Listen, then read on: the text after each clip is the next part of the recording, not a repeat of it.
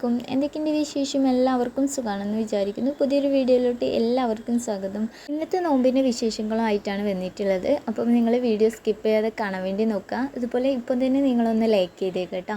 അപ്പോൾ ഇതാ ഞാൻ നമ്മൾ ജ്യൂസ് ഉണ്ടാക്കാൻ വേണ്ടിയിട്ട് പാലൊന്ന് തിളപ്പിച്ചെടുക്കുകയാണ് കേട്ടോ. അപ്പോൾ ഇത് ഒരു സ്പെഷ്യലായിട്ട് ഉണ്ടാക്കുകയാണ്. അപ്പോൾ പാലവിടെ തിളക്കാൻ വെച്ചിട്ടുണ്ട്.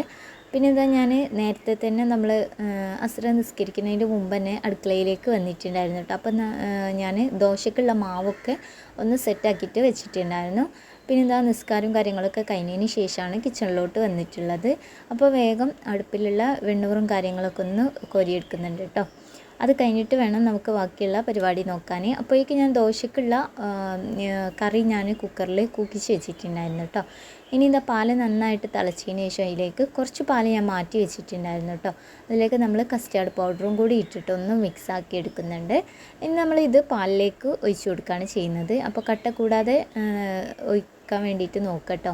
അപ്പോൾ അത് നല്ലപോലെ മിക്സ് ആക്കിയിട്ട് അവിടെ വെച്ചിട്ടുണ്ട്. ഒന്ന് കുറുകാൻ വേണ്ടിയിട്ടാണ് കേട്ടോ. ഒന്ന് ചൂടൊക്കെ ഒന്ന് ആറിയിട്ട് നമുക്കൊന്ന് റെഡിയാക്കി എടുക്കണം. അപ്പോഴേക്കിതാ ഞാൻ ചട്ടിയൊക്കെ വെച്ചിട്ട് ചൂടായതിന് ശേഷം നമ്മൾ ഓരോ തരമായി ദോശ ചുട്ടെടുക്കുന്നുണ്ട് കേട്ടോ. അപ്പോൾ എൻ്റെ വീഡിയോ കണ്ടുകൊണ്ടിരിക്കുന്നവർ എൻ്റെ ചാനൽ ആദ്യമായിട്ടാണ് കാണുന്നതെങ്കിൽ എൻ്റെ ചാനലൊന്ന് സബ്സ്ക്രൈബ് ചെയ്ത് സപ്പോർട്ട് ചെയ്യുക കേട്ടോ. എൻ്റെ അതുപോലെ തന്നെ തൊട്ടടുത്ത് വരുന്ന ബെല്ലൈക്കൺ കൂടി എനേബിൾ ചെയ്യുക. അങ്ങനെ ആകുമ്പോൾ ഞാനിടുന്ന വീഡിയോസിൻ്റെ നോട്ടിഫിക്കേഷനും കാര്യങ്ങളൊക്കെ നിങ്ങൾക്ക് മിസ് ചെയ്യാതെ കിട്ടുള്ളൂ. അപ്പോൾ ഇതാ നമ്മൾ ദോശ നല്ല നെരിഞ്ഞ് പൊരിഞ്ഞ് കിട്ടിയിട്ടുണ്ട്. ഇനി നമ്മൾ ഇതൊരു വേറെ പാത്രത്തിലേക്ക് മാറ്റിയിട്ടുണ്ട് കേട്ടോ. അപ്പോൾ നമ്മൾ നേരത്തെ കസ്റ്റർഡ് റെഡിയാക്കി വെച്ചിട്ടുണ്ടല്ലോ, മിൽക്ക്. ഇനി അതിലേക്കുള്ള ഫ്രൂട്ട്സും കാര്യങ്ങളൊക്കെ ഒന്ന് റെഡിയാക്കാണ്. പിന്നെ കുറച്ച് ഉറുമാനുണ്ടായിരുന്നു കേട്ടോ, ഒരു കഷ്ണം അത് എടുത്തിട്ടുണ്ട്. അപ്പോൾ അതിൻ്റെ ഉള്ളിൽ തൊലിയൊക്കെ കളഞ്ഞിട്ട് ഉറുമാൻ എടുത്തിട്ടുണ്ട്. പിന്നെ എന്താ കുറച്ച് ആപ്പിളൊക്കെ കേട്ടോ, അതും കൂടി ഇതുപോലെ ചെറുതാക്കിയിട്ട് കട്ട് ചെയ്തിട്ട് നമ്മൾ നേരത്തെ എടുത്ത് വെച്ചിട്ടുള്ള കസ്റ്റർഡ് മിൽക്ക് ഉണ്ടല്ലോ അതിലേക്ക് ഇട്ട് കൊടുത്തിട്ടുണ്ട്. കസ്റ്റർഡ് മിൽക്ക് ഞാൻ ഉണ്ടാക്കുന്ന സമയത്ത് തന്നെ പഞ്ചസാരയൊക്കെ ചേർത്ത് കൊടുത്തിട്ടുണ്ട് കേട്ടോ. അതിൻ്റെ വീഡിയോ മിസ്സായിപ്പോയതാണ്. അപ്പോൾ അതവിടെ നല്ലപോലെ മിക്സ് ആക്കിയിട്ട് ഫ്രീസറിൽ ഒന്ന് തണുക്കാൻ വേണ്ടിയിട്ട് വെച്ചിട്ടുണ്ട് കേട്ടോ. അപ്പോഴേക്കും ഇതാ നമ്മൾ ബീഫ് നല്ലപോലെ കേക്കിയിട്ട് ചട്ടിയിലേക്ക് ഇട്ടിട്ട് ഇത്തിരി വെള്ളം ഒഴിച്ച് കൊടുക്കുന്നുണ്ട്. പിന്നെ ഇതിലേക്ക് കുറച്ച് ഉലുവയും പെരിഞ്ജീരകവും പിന്നെ നമ്മൾ കുറച്ച് കുരുമുളക് പൊടിയും ആവശ്യത്തിനുള്ള ഉപ്പും കൂടി ചേർത്ത് കൊടുക്കുന്നുണ്ട്. എന്നിട്ട് പിന്നെ നല്ലപോലെ മിക്സ് ആക്കിയിട്ട് ഒന്ന് അവിടെ വെച്ചിട്ടുണ്ട് കേട്ടോ. ഇനി നമ്മൾ ദോശയൊക്കെ ചുട്ട് കഴിഞ്ഞിട്ട് നേരെ അടുപ്പിലേക്ക് വെക്കുകയാണ് ചെയ്യുന്നത്. ഇതിലേക്ക് ഞാൻ തക്കാളിയോ അല്ലെങ്കിൽ ബാക്കിയുള്ള വെജിറ്റബിൾസ് ഒന്നും കട്ടാക്കിയിട്ടില്ല കേട്ടോ. അതൊക്കെ ഞാൻ ഇത് ഒന്ന് ജസ്റ്റ് ഒന്ന് വെന്ത് വന്നതിന് ശേഷമാണ് ഇട്ട് കൊടുക്കുക കേട്ടോ. ഇതൊരു വേറൊരു രീതിയിലാണ്, ഞാൻ എൻ്റേതായ രീതിയിലാണ് തയ്യാറാക്കുന്നത് കേട്ടോ. പിന്നെ എന്താ മോനിക്കിപ്പോൾ സുന്നത്ത് കഴിച്ച് കിടക്കുകയാണ്. അപ്പോൾ അവനക്കുള്ള വൈകുന്നേരത്തെ ബൂസ്റ്റൊക്കെ ഒന്ന് കലക്കി കൊടുക്കുകയാണ്. അപ്പോൾ പാലിൽ കുറച്ച് ബൂസ്റ്റും പഞ്ചസാരയൊക്കെ ഇട്ടിട്ടൊന്ന് മിക്സാക്കി എടുക്കുന്നുണ്ട്. പിന്നെ അതുപോലെ അവനക്ക് ദോശയിലേക്ക് കുറച്ച് മിൽമൻ്റെ നെയ്യ് ഉണ്ടല്ലോ, നാടൻ നെയ്യ്, അപ്പോൾ അതും കൂടി ഒന്ന് ആക്കി കൊടുത്തിട്ട് അവിടെ അവനക്ക് കഴിക്കാൻ വേണ്ടി കൊടുക്കണം. അപ്പോൾ ഈ ഒരു ഇടയിൽ ഈ ഒരു പണിയുണ്ട് കേട്ടോ. അപ്പം ഞാൻ പെരുന്നാൾക്ക് പള്ളിയിൽ പോകുന്ന കോലത്തിൽ എന്താ പറയുക, പെട്ടെന്ന് തന്നെ ഈ ഒരു സമയത്ത് തന്നെ സുന്നത്ത് കഴിച്ചതാണ് കേട്ടോ.